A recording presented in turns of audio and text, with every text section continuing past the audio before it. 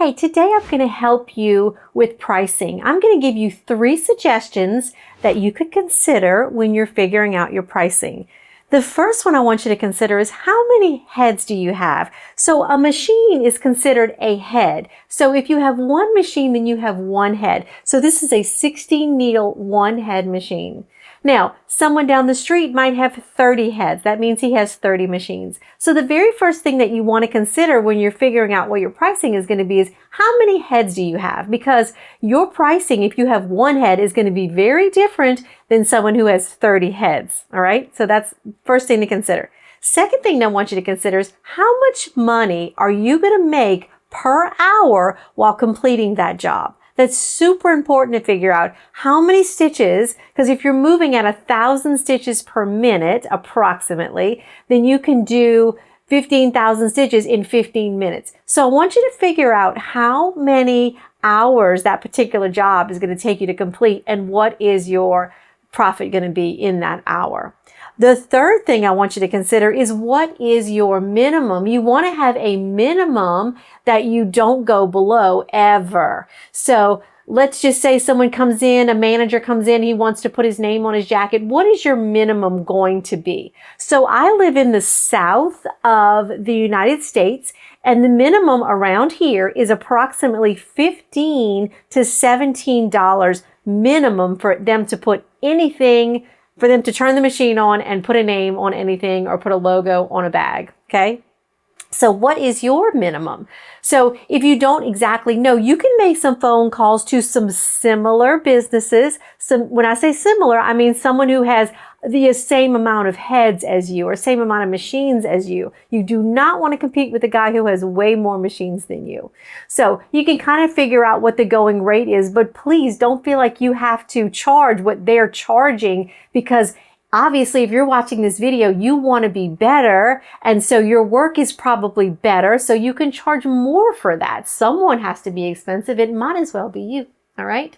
So let's talk about these 2 jobs that I just did, and we're going to talk about pricing. So these towels right here were dropped off by a customer, okay? And she dropped off 10 towels. I charge her $15 per monogram. Each monogram was approximately 2,000 stitches. So I completed that in less than an hour, and the profit was $150. All right. Second job that I did was I put a badge on 6 shirts. So this badge was 15,000 stitches. So 15,000 stitches, you think I can do 4 in an hour, right?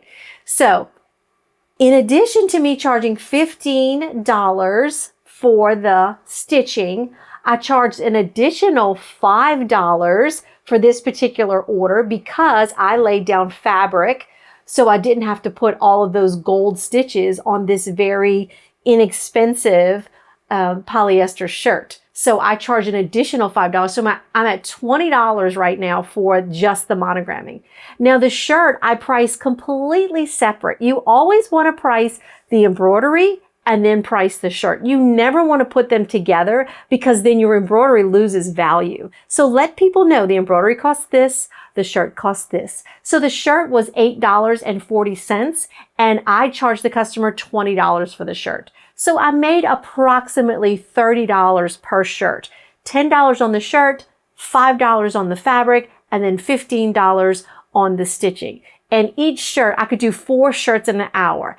Now, the profit there was $180 for the 6 shirts. I have 2 machines, so I actually ran it much quicker. So when do you know if you need 2 machines? You know you need 2 machines when you have a product on the machine and you have products waiting to be put on the machine. All right. So every machine comes with 2 of that particular size hoop.